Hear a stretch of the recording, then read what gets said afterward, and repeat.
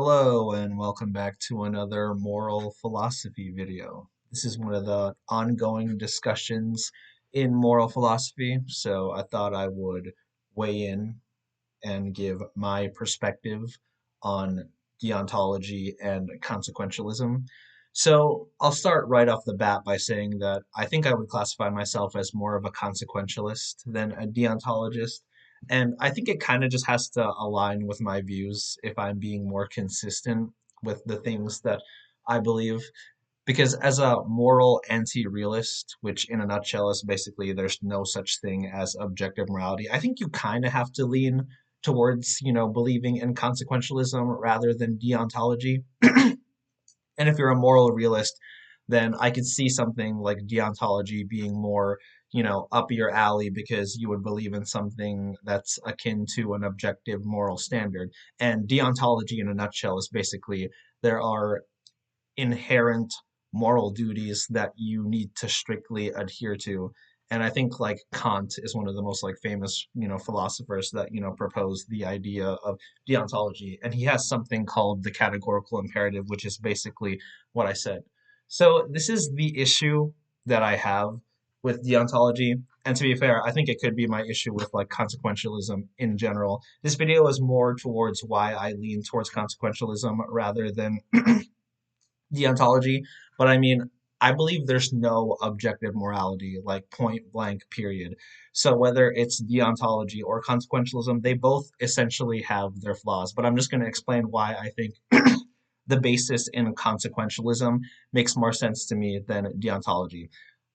And the reason why I'm like mentioning this right now is because, okay, I would criticize deontology for basically having like circular logic. But I realized that it could also be brought back towards like consequentialism because basically it's like if deontologists are going to argue that like, oh, you just shouldn't do this just because like just because that's not what a, objectively moral human does. I see that as circular.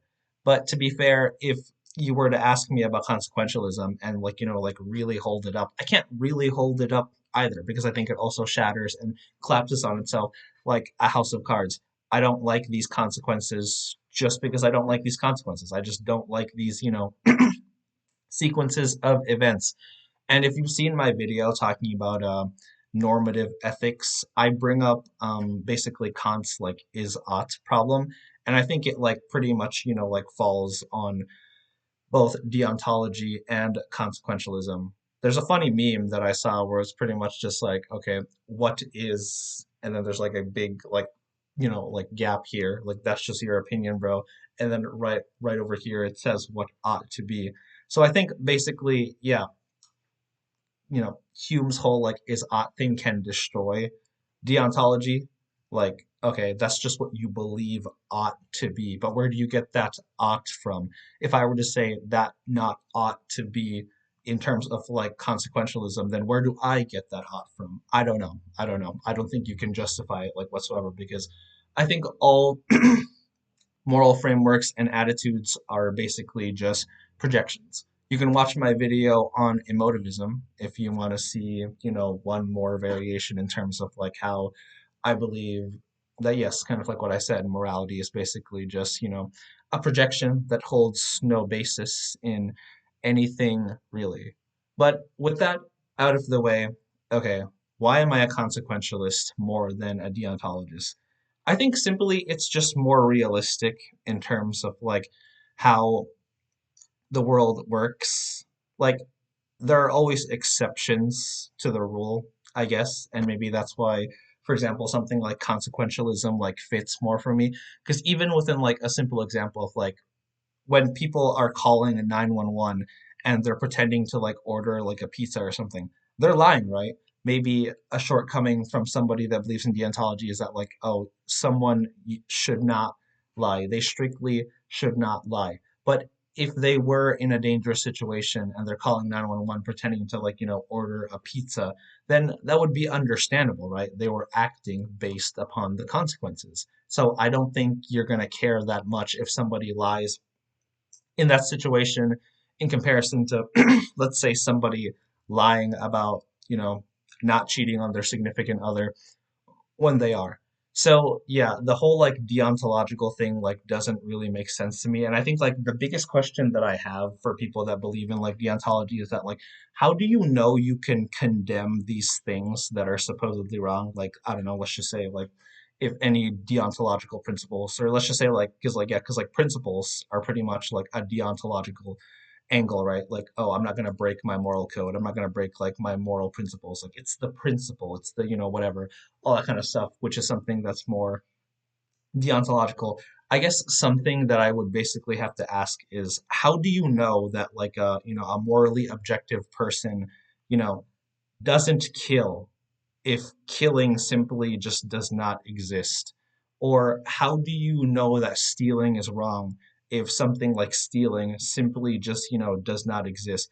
But those things do exist. And that's why we act in accordance to those consequences that happen when these things do happen. The way I see deontology, or let's just say virtue ethics, or let's just say anything that, anything in morality that claims that you can have like inherent objective, like, like moral rules and standards, somehow is that it sounds like an idealized fairy tale. Like, okay, yeah, if, which is why I think a lot of like, like, and like, no offense, but I'm gonna say it because I am very critical of like religion on my channel, like especially towards like Abrahamic religions and stuff like that.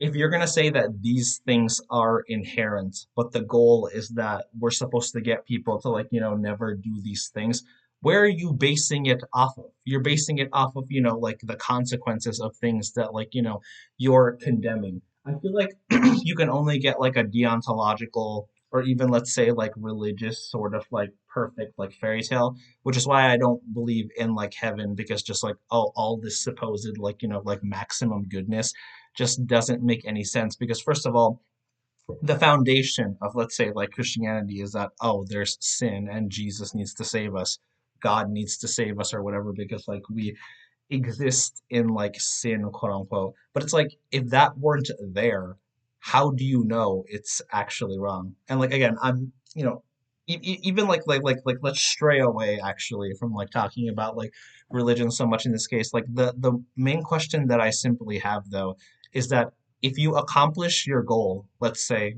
well, actually, yeah, let's do bring back religion actually. If you accomplish your goal either with like religion, like religious ethics or some form of deontological sort of like ethics, how like where do you get the information that the thing that people are not gonna do because it's wrong is wrong if it quote unquote like never happens?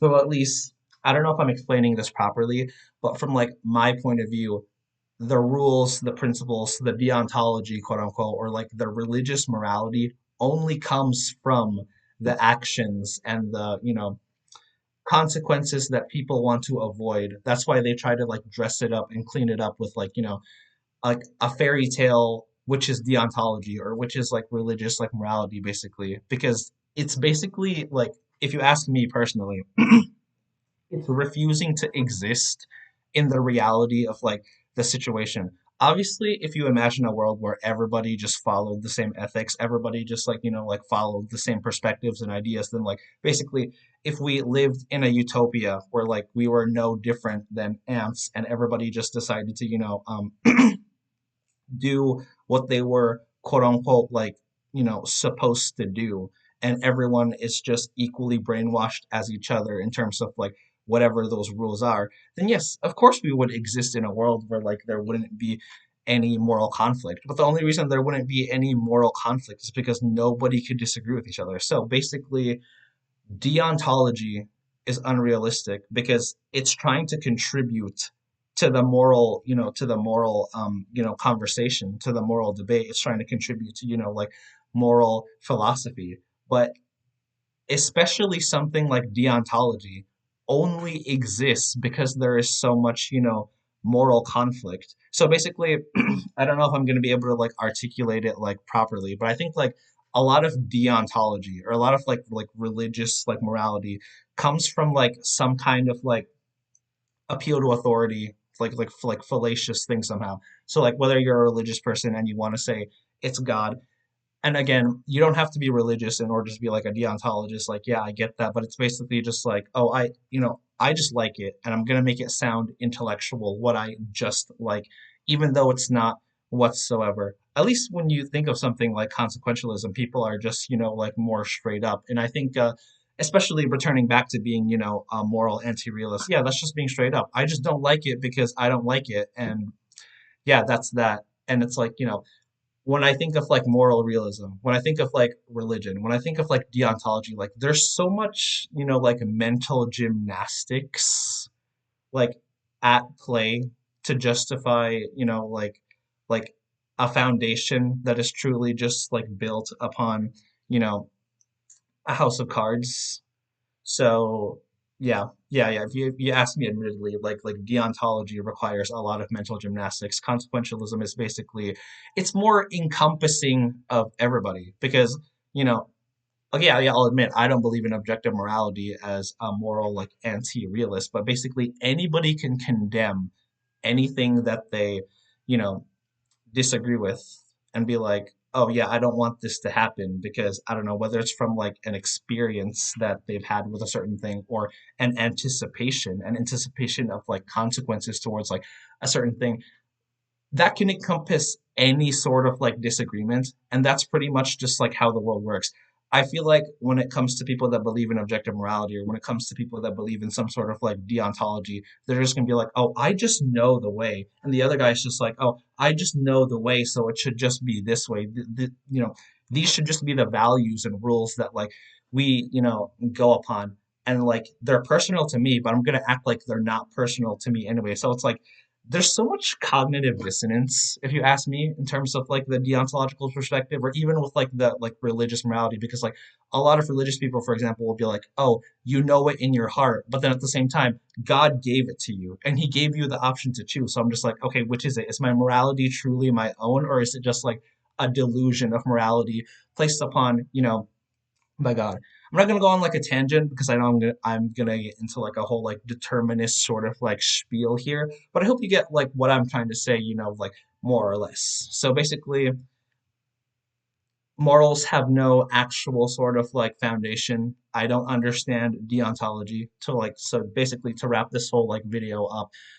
When it comes to deontology and consequentialism, as far as I know, this is my rationale, and I believe, yes, this makes me a consequentialist. I would be more inclined to say I'm a consequentialist.